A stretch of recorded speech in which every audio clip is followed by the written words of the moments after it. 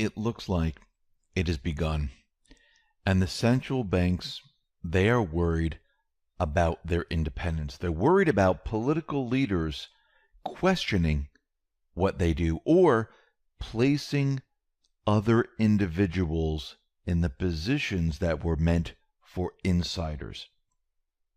We're going to be talking about that in just a moment. But first, I wanted to talk about the economy and how the central bank economy is ripping itself apart. They're completely exposed right now.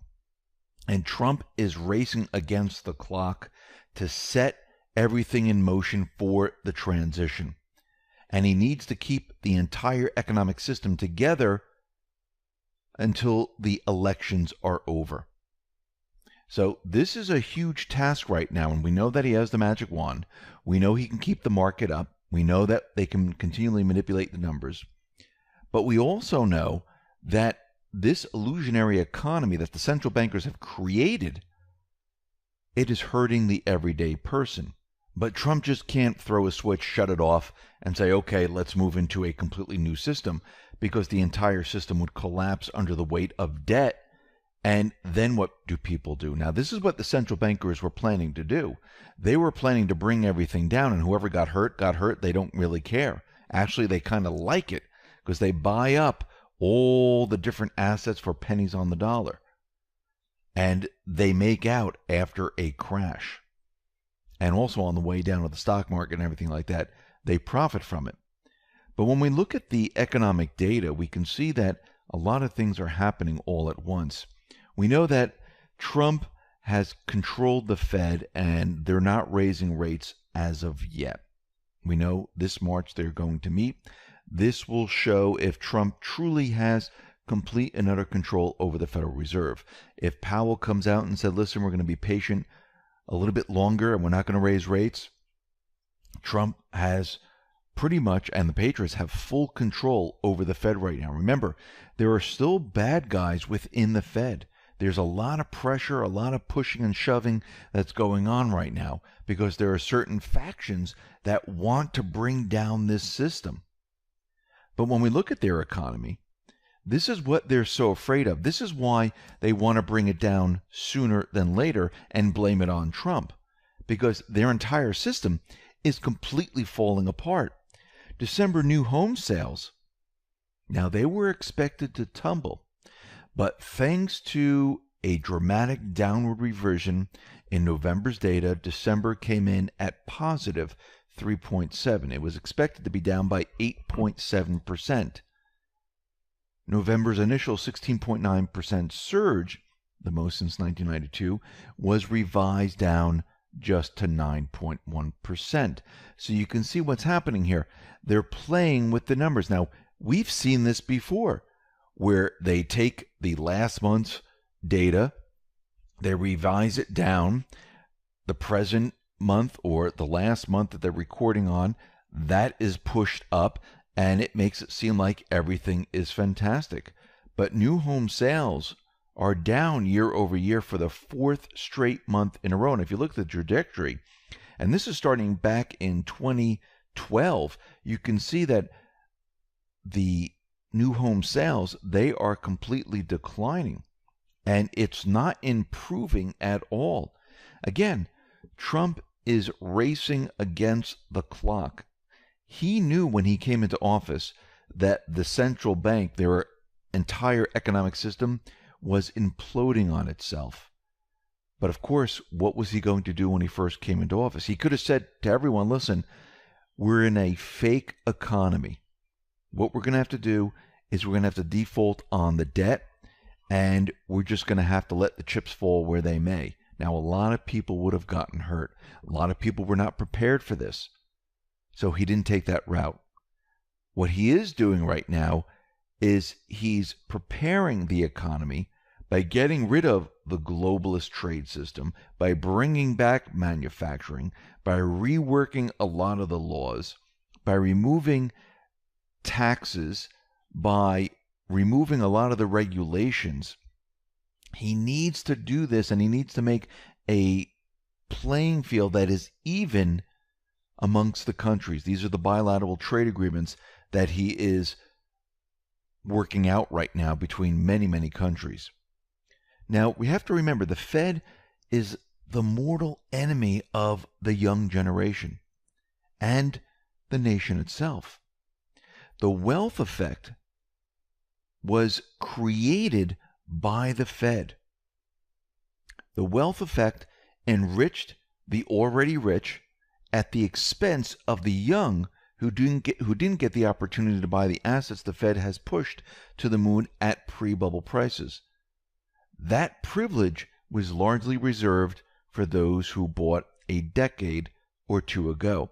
Now remember, in the beginning of a Federal Reserve system, any central bank system, it's fantastic in the beginning because people really think that, wow, I am making so much money. Remember, coming off a gold standard, they create a lot of currency. By creating a lot of currency, there's a lot of currency in circulation. You have inflation.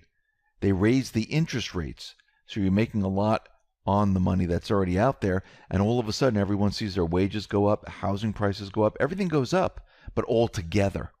And everyone thinks, wow, this is fantastic. I'm doing fantastic. But the younger generation who's on the back end of the Federal Reserve central bank system, they don't feel this. They feel the opposite. And that's what people are feeling right now. Let's go back a little bit in time and let's take a look at household net worth. Household net worth soared from around 40 trillion in 2000 to 100 trillion in 2018, a gain of 60 trillion while the economy grew at a much more modest pace.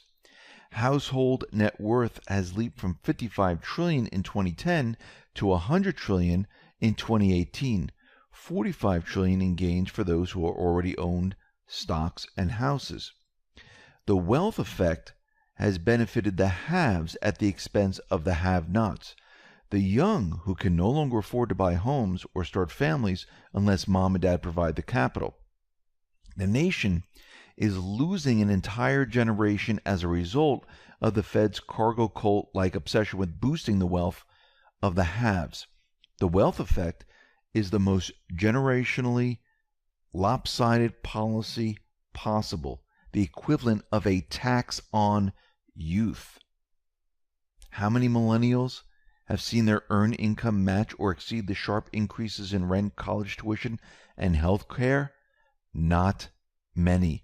And if you look back in time and you go back all the way to 1978, you can see the annual growth of hourly earnings has declined ever since then, through the dot-com bubble, through the housing bubble, through the recovery. And rent, that has climbed between 30 and 50% since 2009. Has everyone's income gone up 30 to 50%? No, it has not. The Fed does not help the people. If you look at any graph or anything, you can see with the everyday person, wages, inflation, everything, the value of the dollar, it is destroyed over time by the Fed. And this is why we need to break away from the central bank system.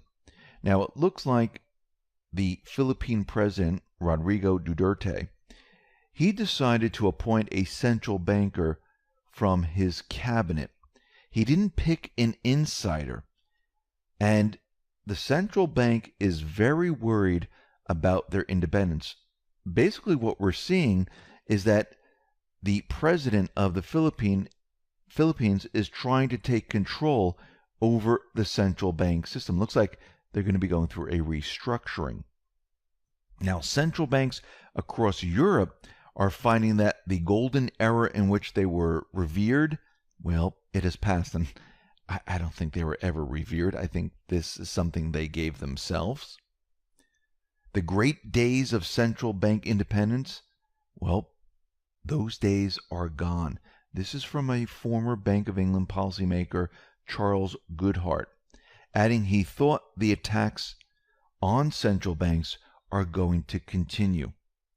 The central bank, far from being seen as the only game in town to keep us from collapsing, is going to be seen as an enemy of the people, he said. And this is absolutely true. Remember, a couple of months ago, the IMF and the other central bank systems, they said the political establishment is starting to question their independence, and they don't like this.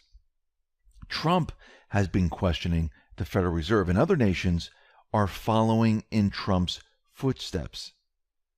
And basically, the European central bankers, they're feeling Trump-style political heat.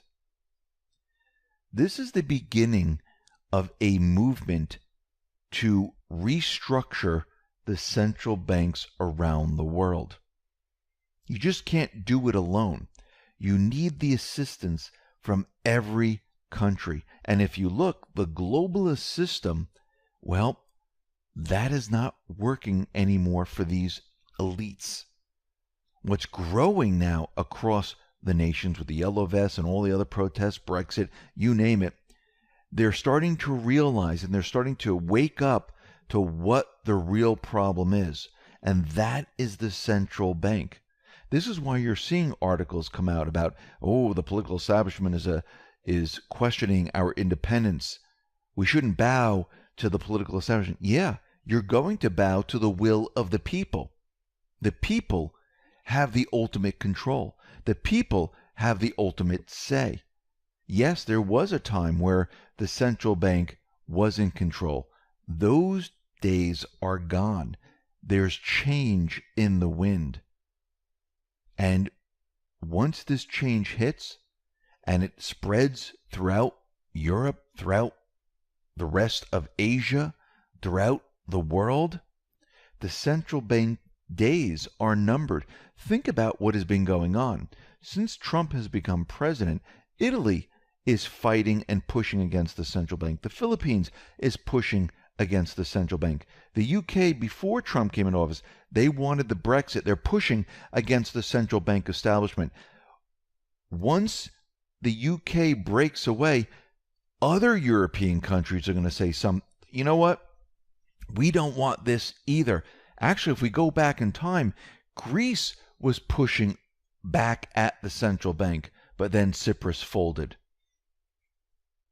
But you can see there is movement, and it will continue, and it will get harder and harder for the central banks. Their days are numbered. There's a movement that has started, and it's just going to get bigger and bigger. And if you have all of these countries out there questioning their private Western central bank system, questioning the IMF, questioning the Federal Reserve, it makes it a lot easier to take them down when all countries are working together and they're all doing the same thing. This movement is just going to grow. This movement has just begun.